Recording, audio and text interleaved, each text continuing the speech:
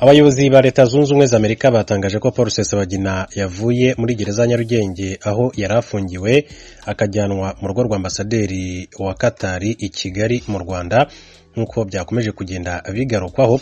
Agana saa 4 z'ijoro nibwo Paul Rusesabagina yavanywe muri gereza hubahirizwa umwanzuro w'imbabazi yahawe n'umukuru w'igihugu. Bivugwa ko yahise rero ajyanwa mu rugo rwa ambasaderi wa Qatar aho agomba kumara iminsi mike mbere yuko yerekeza i Doha aho azahurira n'umuryango we agakomeza urugendo rujya muri Amerika aho yarasanzwe atuye. Mu minsi azamara muri ambasade ya Qatar, amakuru agera mu itangazamakuru avuga ko azayifashisha asaba minisitiri w'ubutabera uburenganzira bwo kuba yasohoka mu gihugu. Mu ibaruwa Rusesabagina yandikiye umukuru w'igihugu asaba imbabazi, haraho rero yavuzemo ko ashaka gusanga umuryango we muri Amerika. Umwe mu bayobozi ba Amerika yabwiye itangazamakuru ko nta kintu cyihariye Amerika yemereye u Rwanda kugira ngo rero rurekure Rusesabagina Paul. Ati nekereza ibi nk'intambwe yatewe bigizwemo uruhare na guverinoma y'u Rwanda, ya Leta Zunze Ubumwe za Amerika ndetse na Paul ubwe. Ubwo Rusesabagina asohokaga muri gereza bivugwa ko mu bamwakira harimo n'abayobozi ba ambasade ya Amerika mu Rwanda ndetse ko banamuherekeje agenda.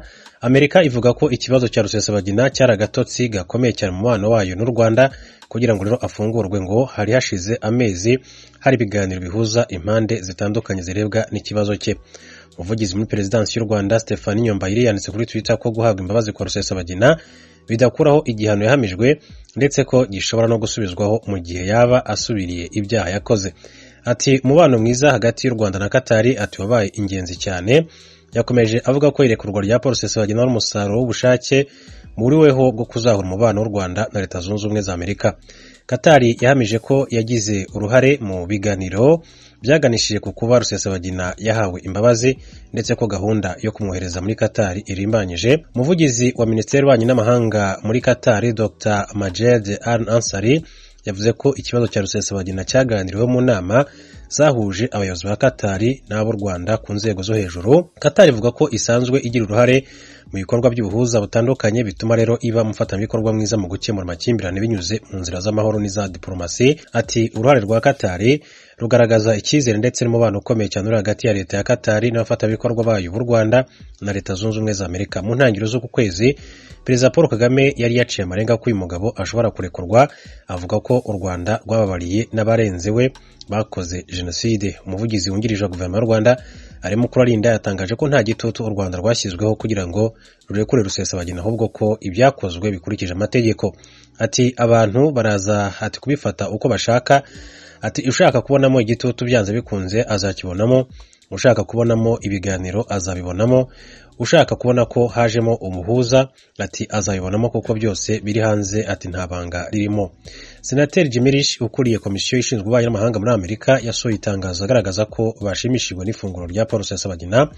Yagize ati nishimiye kumenya ko Paul Rusesabagina yarekuwe muri gereza mu Rwanda atumeze 31 afunzwe. Nakurikiranye hafi urubanza rwe nkaba nshimira guverinoma y'u Rwanda na Leta Zunze Ubumwe za Amerika bakoranye ngo bikemuke. Paul Rusesabagina yarekuwe hamwe n'abandi barimo Nsabimana Callixte wise Major Sankara hamwe n'abandi bantu 18 bo muri MRCD-FRN bakatiwe hamwe n'abayobozi babo. Amakuru yo mu karere k'ibiyaga binini tuyahere mu Rwanda. Mu Rwanda ishyirahamwe ritagengwa na leta Akora Rwanda ryatanguje igikorwa cyo guhamagarira abantu guhitamwo ibifungurwa by'ikinyafrika nk'inzira iganisha ku vyerekeye uburyo bwo gufungura neza budatera indwara.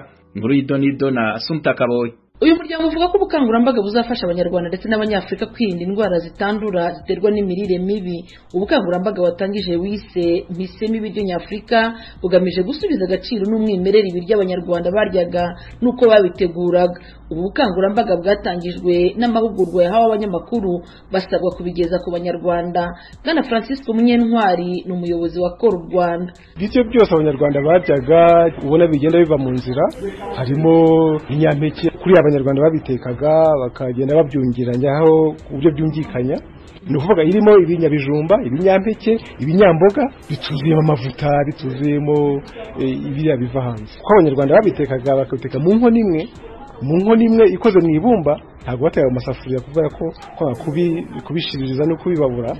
Mu nkono imwe bigenda bigira uburyohe, ibirura bikaza guhura n'ibitarura. Babanzaga ibitinda gushya nk'ibishyimbo bakaza kugerekaho yenda imyumbati, noneho bakaza gushyiraho imboga, Munyentwari avuga ko ibiryo bituruka hanze muri iki gihe biba byahingishijwe amafumbire mvaruganda kandi bigashyirwamo imiti ituma bimara igihe kirekire bitangiritse. Munyentwari yasobanuye ko usanga cyane cyane abakiri bato aribo bahitamo kurya ibyiganjemo isukari ndetse n'amavuta menshi. Alphonse Barushimana, umuyobozi w'ihuriro ry'imiryango irwanya indwara zitandura mu Rwanda, yumvikanishije ko indwara enye zitandura zibasiye abantu muri iki gihe ziterwa n'imirire itaboneye.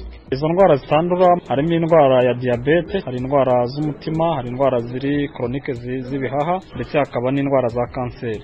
Izo ndwara rero zose uko ari enye zihuriye ku byongera ibyago byo kuzirwara, harimo kudakora imyitozo ngororamubiri ihagije, hari imirire itaboneye, hari gukoresha inzoga ndetse n'itabi. Rero iyo mirire itaboneye niyo dushobora kuvuga ko hari aho ihuriye no kongera ibyago byo kurwara izo ndwara.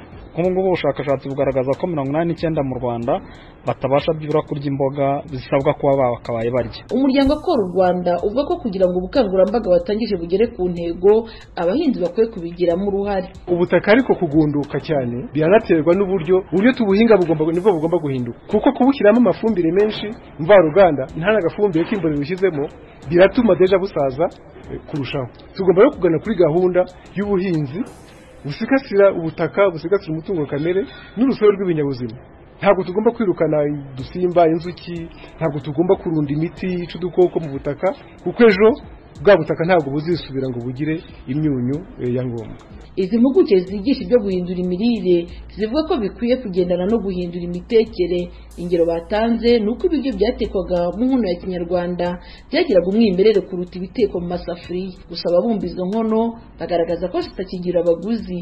Bwana Riseruyende wo mu karere ka Kamonyi mu ntara y'Amajyepfo ni umwe mu bakora umwuga w'ububumbyi. Impamo turacyabumba rwose, uretse ko bakeya niyo mpamvu nyine nta gaciro zigifite, ariko abazimenyereye ntabwo bakunze kuzireka, barazikoresha cyane cyane nk'udutoya. Muri two basigaye bakoresha naho inkono n'ibindi nta kintu zikimaze, ibindi twarabiretse. Ku wundi inkono zimwe tugereka imyumbati n'ibishyimbo kubera no mu nzara igihe twarabiretse n'utwungo two guteka imboga, ariko usanga nta kintu kitumariye rwose. Ibintu bimeze nabi, kubona ibumba no kurikoresha ni ibintu bitoroshye, kubona inkwi zo kotsa utwo twungo ni ibintu bitoroshye. N'isoko ryaremaga nk'abantu nka 30 wenda b'ababumbyi, ushobora gusanga harimo nk'ababumbyi 2-3. Urumva ko nyine ni ukubona ko ikintu kiba cyarateye agaciro, nabo bakageza nka nimugoroba zitarashira, rimwe na rimwe bakazitana izindi bakazimena ahubwo kubera umujinya n'iki byose. Akora u Rwanda igaragaza ko zimwe mu mpamvu z'ubu bukangurambaga zishingiye kuri raporo y'isi ya 2022 ku bibazo by'ibiribwa. Yavuze ko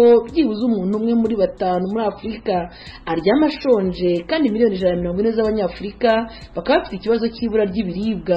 Umuryango Akora u Rwanda usaba abayobozi kwita kuri iki kibazo kuko kigira ingaruka zikomeye igihugu.